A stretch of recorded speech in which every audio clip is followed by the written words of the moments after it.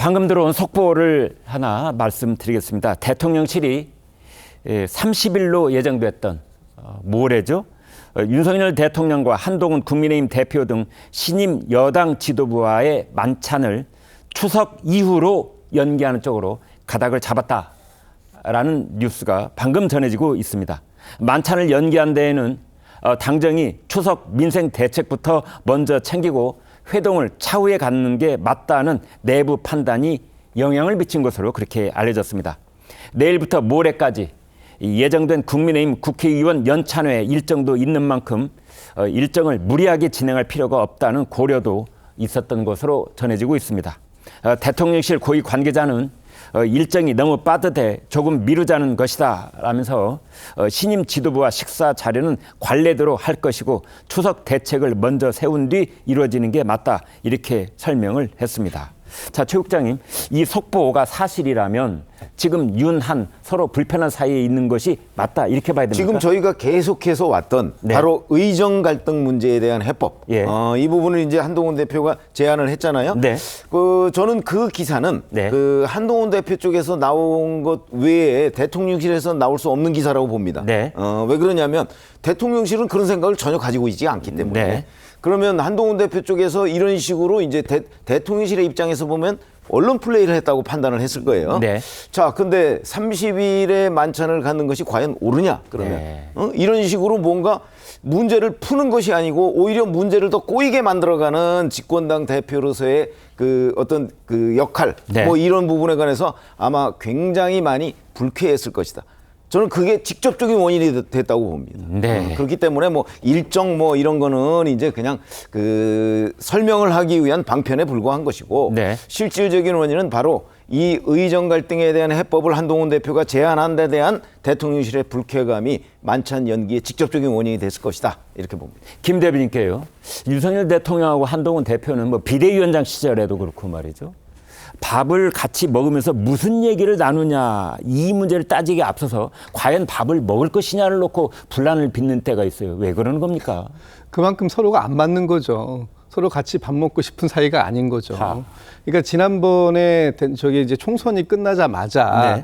바로 저기 그 이제 대통령께서 한동훈 비대위원장에게 전 비대위원장에게 뭐 이제 식사하자 고생했다 이렇게 했는데 그 뭐 몸이 아파서 못 하겠습니다라고 해서 이제 거부 사양했지 않습니까? 그 이후에 지금 요번에 그 전당대회가 끝나고 나서 네. 그 같이 모일 때까지 사실 한 2달 넘게 아무런 조치가 없었어요. 만남도 없었고. 근데 이번에도 왜 그러면 다 같이 모였을 때 모이지 않고 이번에 또 따로 이렇게 하느냐 했을 때 어차피 신임 지도부하고 한 번은 자리를 해야 되는 거다라는 거였는데 제가 좀 전에도 말씀드렸습니다만 내일 대통령께서 국정브리핑을 하면서 네. 이 사안에 대해서 의정 갈등에 대한 대통령의 확고한 입장을 설명을 하고 난 이후에 그렇다면 저는 이거 변하지 않을 거라고 보는 거거든요.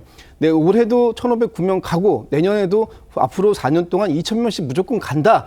이 대통령의 생각이 변화하지 않았는데 그것을 가지고 한동훈 대표가 다른 이견을 가지고 있는 상태에서 30일 날 만찬을 한다고 만나면 결과적으로 언론이 또 묻지 않겠습니까? 네. 그럼 대통령 설득했습니까? 그날 먹는 밥이 소화가 되겠느냐? 아니, 소화 안 되죠, 당연히. 예. 그리고 이 얘기가 화두에 올릴 것이냐라는 거 가지고도 또 얘기가 나올 것이고 가면은 무슨 얘기할 거냐? 당연히 이 문제 물어보고 대통령을 설득하려고 노력하는 그 한동훈 대표의 모습을 기대할 텐데 그런 자체가 대통령실은 불편한 거니까 아예 이 얘기가 나오지 않게끔 하려는 결국은 밥을 안 먹는 거 말고는 방법이 없는 거 아니겠습니까? 네.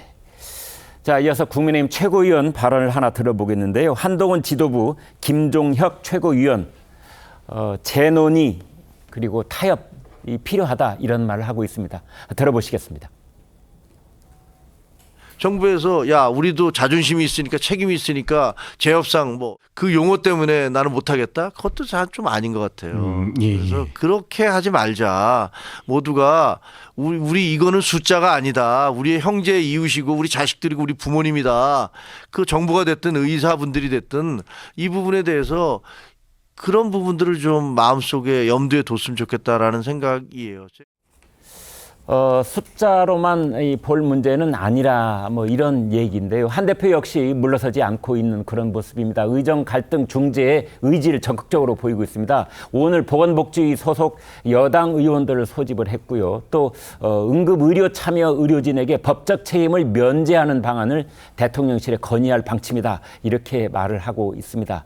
결국 한동훈 대표가 이렇게 강하게 이제 드라이브를 걸고 있는데 강 의원님 왜 그러는 겁니까, 한동훈 대표? 일단 첫 번째로는 국민의 건강이 걱정돼서 그런 네. 거겠죠. 네.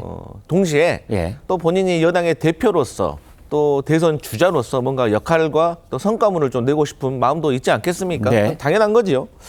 근데 이제 제가 지적하고 싶은 것은 좀 방식이 미숙한 것 같아요. 아, 예. 그러니까 지금도 대통령실과의 갈등의 문제가 네. 문제도 그렇고 또 얼마 전에 이재명 대표 그러니까 여야 회동도 이렇게 모든 걸 좀 생중계식으로 공개하는 식으로 좀 하려고 하는 스타일이신 것 같아요. 네. 그러니까 뭐 그 취지도 일괄 타당한 면도 있습니다. 국민들에게 뭐든 좀 보여드리고 싶은 그런 마음도 있겠지만 원래 어렵고 민감한 문제일수록 또 수면 아래서 모든 게 좀 조율된 다음에 또 가시적인 성과를 국민들께 알려드리는 게 지금까지의 관례였는데 그게 또 오랫동안 지속된 것도 다 이유가 있는 거거든요. 그런데 이제 한동훈 대표는 어쨌든 여당이든 야당이든 대통령실이든 다들 좀 이렇게 공개하는 식으로 하다 보니까 용산 대통령실에서도 불쾌한 거 아니겠습니까? 그러니까 이를 보고 개혁신당의 천하람 그 원내대표 같은 경우도 본인이 이렇게 열심히 하고 있다는 것을 국민에게 어필하려고 쉽게 말해서 언론에 고자질하는 거 아니냐 이렇게까지 비판을 하는 상황이거든요. 그렇기 때문에 저는 이제 한동훈 대표도 조금 정치 문법에 맞게 가끔은 유연하게 대해야 하는 면도 있다라는 점을 말씀드리고 싶고 결론은 갈등이 해결이 돼야 되기 때문에 대통령실도 너무 감정적인 요소는 좀 빼고 오직 국민의 건강을 좀 생각해서 좀 이 일을 좀 해결했으면 좋겠다 이런 말씀 드리겠습니다. 결국은 상호간에 한 발자씩 물러나는 그런 방안을 모색할 때다라고 제가 정리를 해보겠는데요. 저희 지금 이 방송에서 저희가 지금 핵심 그 주제로 삼아서 토론을 벌이고 있는 저희 출연진들 생각은 여러분이 들어보셨는데 지금 이 시각 저희 방송국 말고 다른 곳에서도 국민의힘 관계자들이 이와 관련해서 이런저런 얘기들을 지금 많이들 하고 있습니다. 예를 들어서 나경원 의원이 지금 한 라디오에서 이렇게 말을 했습니다. 의정 갈등 책임자들은 물러나야 한다. 갈등 해소를 못한 책임자들은 물러나야 한다. 그다음에 이제 한동훈 중재안에 동의할 것인가에 대해서는 찬성 반대를 얘기할 때가 아니다. 진지한 논의가 필요하다. 그리고 책임자들은 자리에서 물러나고 새롭게 논의를 해야 된다.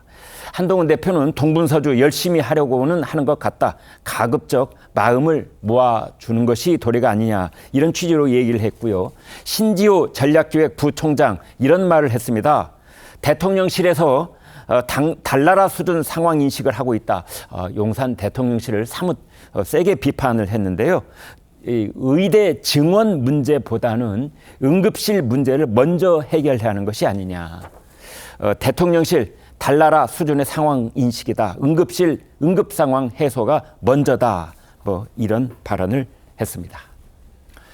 국민의힘은 의료계가 요구하고 있는 박민수 복지부 제2차관 교체를 윤석열 대통령에게 건의하는 방안도 검토 중이라는 뉴스도 나오고 있습니다. 박민수 차관과 의료계 공방 잠시 듣고 오겠습니다. 반면 우리는 27년간 정원을 늘리지 못했습니다. 독일, 프랑스, 일본에서 의대 정원을 늘리는 동안 의사들이 반대하며 집단 행동을 한 일은 없습니다. 환자를 뒤로 하고 그냥 무책임하게 현장을 떠나는 그런 교수님들은 실제로는 저희는 없을 것이라고 기대하고. 박민수 복지부 제2차관의 의사를 자극하는 도발적인 망언들이 계속됐는데 제가 생각하기에는 박민세 차관, 제가 발음을 잘못했군요. 박민수 2차관은 잘 때 걸레를 물고 자는 게 아닐까. 아침마다 이 브리핑할 때 저런 말만 할까. 네. 방금 들으신 영상에서 정말 험한 말까지 여러분 들으셨을 겁니다. 성 의원님, 그런데 그동안 박민수 차관이 의료계 뭐 공적 1호처럼 돼 있던 그런 분위기가 있었던 거 사실인데요. 그래서 이제 국민의힘에서 교체 얘기를 먼저 꺼내고 용산 대통령실의 의사를 타진하고 있는 것 같은데 결과가 어떻게 나올까요? 지금 기세로 봐서는 당연히 뭐 별 변화가 없을 것 같습니다. 네. 근데 아까 전에 이제 그 얘기해 주셨던 나경원 의원의 지금 얘기를 들어봤었을 때는 책임자가 이제 좀 물러나는 게 맞지 않냐라는 맥락은 사실상 이제 그 박민수 지금 차관에 대해서 좀 사의를 표현한 게 좋지 않냐 이런 뜻으로도 해석이 될 수 있을 것 같은데 저는 일단 이 의료 문제에 대해 가지고 민주당 쪽 분들이 이제 그 얘기하시는 걸 쭉 듣고 있으면은 그런 생각이 좀 듭니다. 한동훈 대표가 예를 들어가지고 자기 정치를 한다라고 이제 또 많이 비판을 하시잖아요. 지금 의료계약 문제에 대해서 목소리를 내는 거.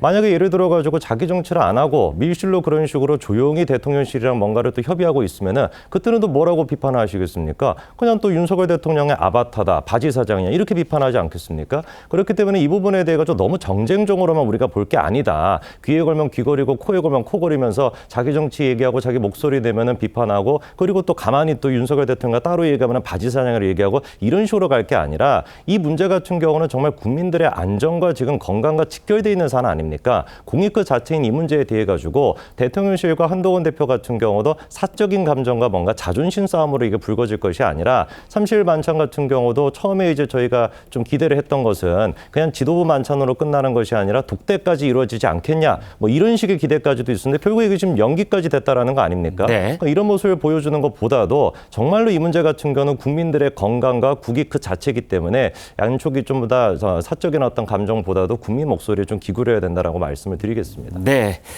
사실 이 문제는 이제 뭐 여야 그리고 또 여당과 뭐 용산 대통령실 여기에서 이루어진 일 못지않게 의료계가 어떤 생각과 어떤 반응을 보이느냐가 핵심 중에 핵심일 수가 있습니다. 의료계의 첫 반응이 한동훈 대표의 제안에 대해서 나왔는데요. 전공의 교수협의회 쪽에서 나온 반응입니다.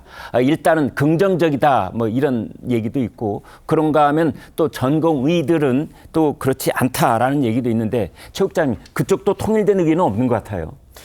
저는 이 의정 갈등의 가장 큰 문제가 의료계가 한 목소리를 내고 있지 않다는 부분입니다. 예를 들어서 자 의사협회하고 보건복지부가 만약에 무슨 협의를 했다 또는 거기에서 어떤 합의사항을 냈다.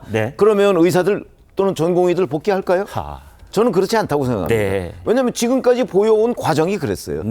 왜냐하면 의사협회에서 뭐라고 얘기하면 전공의들이 반대하고 전공의가 또 뭐라고 하면 의사협회 딴소리하고 이렇게 돼서 사실 그동안에 대통령실에서도 계속 의료계에 좀 한 목소리를 내서 협상을 하자. 예를 들어서 박민수 보건복지부 차관을 만약에 교체했을 경우에 그러면 전공의 복귀하느냐. 저는 복귀 안 할 거로 봅니다. 개인적으로는. 왜냐하면 그거는 그쪽에서 요구하는 여러 가지의 요구사항 중에 하나일 뿐이에요.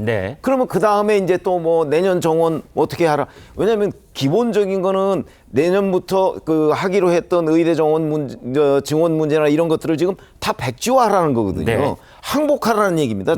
정부한테. 근데 지금 한동훈 대표가 거기에 거의 비슷한 주장을 하고 있잖아요. 그러면 차라리 한동훈 대표가 의료계의 그 말을 다 100% 수용을 해서 윤석열 대통령한테 그러면 의료계 그만둡시다 이렇게 얘기를 하든가 아니면 내년 거를 일단 보류하자 그렇게 되면 내년에 가서 지금과 같은 사태가 똑같이 또 벌어질 텐데 그때 한동훈 대표는 또 어떤 중재안을 내놓을 건가요?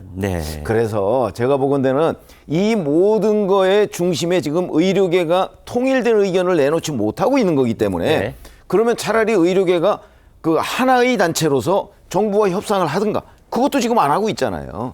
그렇기 때문에 이 해법이 어려운 건데 여하튼 정부 여당은 그리고 특히 집권당은 이런 그 어떤 정부의 어려운 입장을 충분히 반영해서 앞으로 의료계와 협의를 하더라도 그 안을 가지고 나가야 되는 것이지 정부와 협의가 안 됐다고 그 언론에다가 뭐 우리 이렇게 됐습니다 라고 보고하듯이 얘기하는 거는 문제를 해결하는 방법은 아니다. 저는 그렇게 생각합니다. 최 국장께서는 한동훈 대표가 내놓았던 국민의힘 지도부가 지금 내놓은 것으로 되어 있는 그 의료개혁에 관한 절충안, 의대 증원에 관한 절충안 이것이 1년 뒤, 2년 뒤 똑같은 문제를 그대로 잠복한 상태로 갈 수밖에 없는 그런 안이다. 그런 점을 이제 지적 말씀을 이어주고 계시는 상황입니다. 김진욱 대변인께요. 지금 이제 우리들은 의사들 쪽 얘기를 이제 듣고 싶은 건데 특히 전공의들이 아주 입장이 강경한 것 같아요. 강경합니다. 지금 전공의들이 7가지 요구 사안을 내놨어요.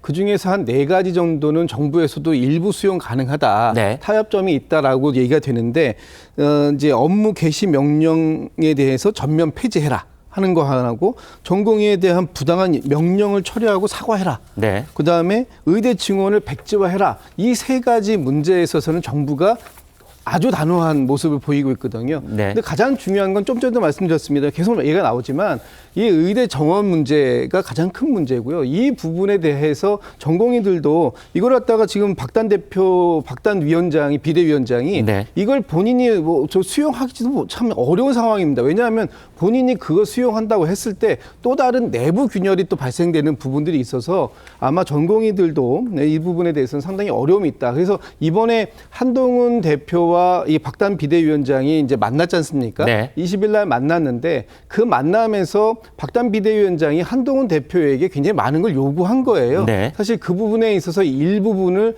이제 그 한동훈 비대위원장은 당신들도 일부 포기해라.